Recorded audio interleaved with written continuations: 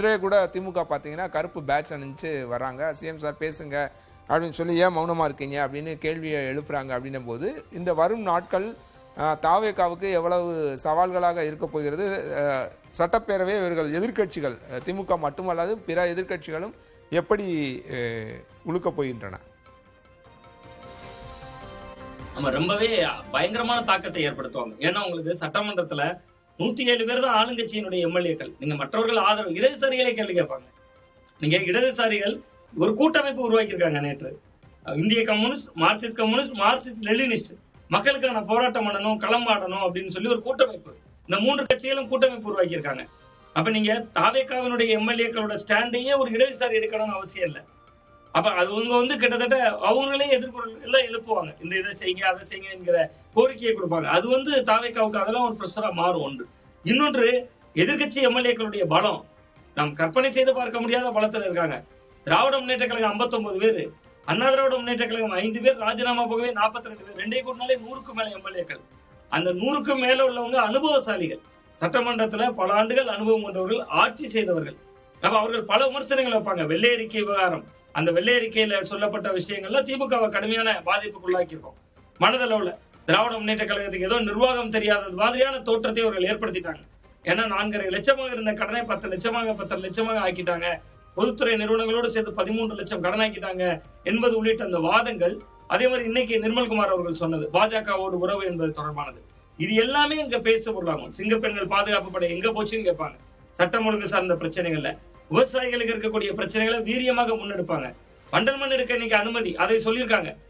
அவங்களுடைய இதுல நேற்றைய அனுமதி என்று வந்துவிட்டாலும் கூட இன்றைக்கு ஆளுநர் உரையில சொல்லியிருக்காங்க. அது எடப்பாடி பழனிசாமி அவர்கள் காலத்திலே குடிமராமத்துங்கிற பேர்ல வந்த திட்டம். அது இது எல்லாத்தையுமே சொல்லுவாங்க. நீ எங்களுடைய திட்டம்னு திமுகவும் கிளைம் பண்ணுவாங்க, அண்ணா திமுகவும் கிளைம் பண்ணுவாங்க. இது ரெண்டுமே கிட்டத்தட்ட ஒரு பெரிய நெருக்கடியை அவர்களுக்கு தாவேகாவினருக்கு உருவாக்கும். பட் அவர்கள் அரசியல் என்பதே இந்த முறைதான். அவர்கள் முதன்முறையாக சட்டமன்றம் சென்றவர்கள் 101 பேர் புதியவர்கள், அந்த 107 பேர்ல சட்டமன்றத்துக்கு. சோ அப்ப அது ஒரு பெரிய சவாலான காலகட்டம் தான்.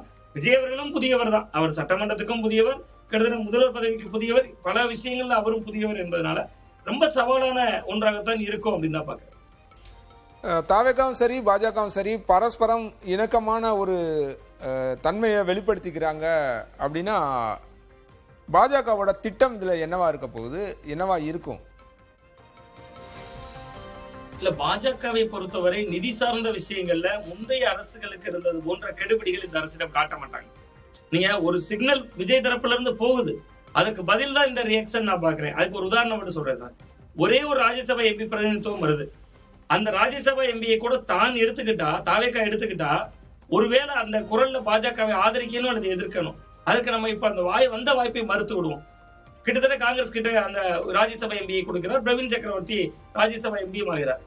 அப்ப கிட்டத்தட்ட அவர்கள் இதுதான் அவங்களுக்கு கொடுக்கிற ஒரு சிக்னல். ஒன்று. இரண்டாவது, வைகோ அவர்கள் இடம்பெறுவதற்கான ஒரு வாய்ப்பு இருக்கு. வைகோ அவர்கள் 27ஆம் தேதி கூட்டத்திலும் இடம்பெயர்ந்து வருகிறார். அப்ப அவர்லாம் என்ன ஆக போறேன்னா, நீங்க 2 புள்ளிகள் அங்க இணையுது. நீங்க தேர்தலுக்கு முன்பு ஒரு புள்ளி இணைந்தது சார். ஒரு அம்பேத்கர் நூல் வெளியீட்டு விழா, ஆதவ் அர்ஜுனா அவர்களும் கிட்டத்தட்ட விஜய் அவர்களும் அந்த நிகழ்ச்சியில இணைகிறாங்க.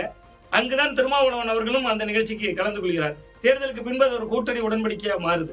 நீங்க இந்த இடத்துல பாருங்க, வைகோ அவர்கள் சிபி ராதாகிருஷ்ணன் அவர்களையும் அழைக்கிறார், இங்க விஜய் அவர்களை பெற்றுக்கொள்ள அழைக்கிறார், அவரை வெளியிட அழைக்கிறார். ஆனா கிட்டத்தட்ட அவர் 30 ஆண்டுகள் எம்பியாக இருந்த பதவி காலம் முழுவதும் திமுகவால் கிடைத்தவை. அப்ப அவரையே கூட டெல்லி பிரதிநிதியாக மாற்றி விடலாமா என்று யோசிக்கிறதாக தகவல் வருது. அப்படி இருக்கிற பொழுது டெல்லிக்கும் இவர்களுக்கும் ஒரு இணக்கமான உறவு, அந்த இணக்கமான உறவு வரதன் மூலமா தமிழ்நாட்டு அரசியல் களத்துல பாஜகவோட கணக்கு, பாஜக எதிர்ப்பு 19, 21, 24 ஒரு 10 ஆண்டு அரசியல் வரலாற்றுல தமிழக மண்ணோடும் மக்களோடும் அப்படியே படிந்து போய்விட்ட பாஜக எதிர்ப்புங்கிற அரசியல் இருந்து அப்புறப்படுத்துவாங்க. பாஜக எதிர்ப்பு மனநிலை இல்ல. விஜய் அந்த ஒரு சாஃப்ட் கார்னர் ஆக்கி தந்துருவார். அதற்கு பிறகு அண்ணாமலை போன்றவர்கள் களமாடுறாங்க, தனியா வர்றாங்க. அது பாஜக பலம் பெறுமா, அண்ணாமலை பலம் பெறுமாறா என்பது இரண்டாவது. அது பாஜகவுக்கு லாபம். இன்னொன்று, தென்னிந்தியால இதனுடைய தாக்கம் இருந்து விடக்கூடாது. கேரளால விஜய் ரசிகர்கள் அதிகம், பக்கத்தில் கூடிய கர்நாடகால விஜய் படங்கள் ரிலீஸ் ஆனா அதுவும் ஒரு வாரம் வசூலா அங்கேயே வருது. ஆந்திராலையும் ரசிகர்கள் இருக்காங்க. அப்ப விஜயை நேரடியாக எதிர்த்தால் அல்லது அவருக்கு நிதியை தர மறுத்தால், அவர் ஏதாவது ரியாக்ட் பண்ணிட்டார்னா அது கிட்டத்தட்ட பாஜகவை தென்னிந்தியாவில் பாதித்து விடக்கூடாது. ஒன்று. ரெண்டாவது, விஜயோடு சிநேகமாக இருக்கிறதுல இன்னொரு அரசியல் கணக்கு இருக்கு பாஜக. ஒருவேளை இந்த இணக்கமான உறவையே ஃபாலோ செஞ்சுட்டு 2029 நெருக்கத்துல சிபிஐ விசாரணையால் அழுத்தம் கொடுத்து காங்கிரஸை கலத்தி விடுங்கன்னு சொல்லி ஒரு அழுத்தம் வந்ததுன்னா, இந்த சூழலையும் காங்கிரஸ் தான் கூட்டணியில் இருக்கிறது, அமைச்சரவையிலும் பங்கெடுத்திருக்கு. ஆனா விஜய் அவர்கள் இந்தியா கூட்டணி கூட்டத்துக்கு கூட போகல. அதுவே முதல்ல முரண் தானே. இல்ல அதுதான் நானும் கேட்க நினைக்கிறேன். காங்கிரஸ் கூட்டணியில இருக்கிற ஒரு கட்சியோட எப்படி பாஜக இணக்கமாக போகிறது? அப்ப நீண்ட கால திட்டம் அப்படின்றது என்னவா இருக்கும்? இப்ப நீங்க குறிப்பிட்ட மாதிரி 2029 காங்கிரஸ் கலட்டி விடுறதுக்கு பாஜக ஒரு வேளை திட்டமிடுறாங்க அப்படின்னா அதை தாவேகா ஏற்றுக்கொள்ளுமா? அதுக்கான சாத்தியக்கூறுகள் இல்ல, அதுக்கான அழுத்தங்களை கொடுப்பதற்கு வாய்ப்பு இருக்கிறது. இதை திரைமறைவாக பாஜக கணக்கு இதாக இருக்கலாம், அரசியல் கணக்கு. கிட்டத்தட்ட அது என்னன்னா, இப்ப நீங்க தொடர்ச்சியாக 2029 தேர்தல் வரை இங்க நீங்க பார்த்தோம்னா சட்டமன்ற உறுப்பினர்கள் ராஜினாமா செய்துகிட்டே இருக்காங்களே. இன்னைக்கு 5 பேர் செஞ்சிருக்காங்க. 5 பேர் தானே காங்கிரஸ் கட்சியிலும் சட்டமன்ற உறுப்பினர்கள் இருக்காங்க, 2 பேர் அமைச்சர்களா இருக்காங்க. 2 எண்ணிக்கை சமனாகுது. ஒருவேளை இந்த எண்ணிக்கை கூடுச்சுன்னா 10 ஆகலாம், 12 ஆகலாம். ஒருவேளை அங்கு தாவேகாவை வென்று விட்டால் அந்த இடமும் ஒரு கவனிக்கக்கூடிய இடமா மாறிடலாம். இங்க பாஜகவும் தாவேகாவும் சேர்ந்தால் தானே தமிழ் மக்கள் மன்றத்துல அது விமர்சனத்துக்குள்ளாகும்.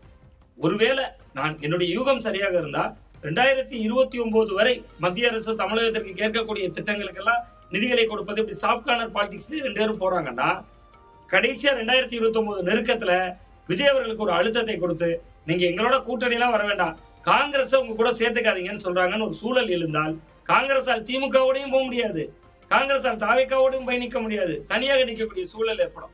2014 எடுத்த மொத்த வாக்கு சதவீதம் 4% தனியாக நின்று. அப்ப அது மாதிரியான ஒரு அரசியல் கணக்கில் கூட இருக்கலாம். அது பாஜகவினுடைய எப்பொழுதுமே அவங்க அடுத்த தேர்தலை பத்தியோ 2 ஆண்டு செயல் திட்டம், 1 ஆண்டு செயல் திட்டம்லாம் அவர்களுக்கு கிடையாது. 20 ஆண்டுகள் கழித்து என்ன செய்யணும்னு யோசிப்பாங்க. RSS அப்படித்தான் யோசிக்கிறாங்க. அதுதான் அவருடைய வழக்கமாக இருக்கு.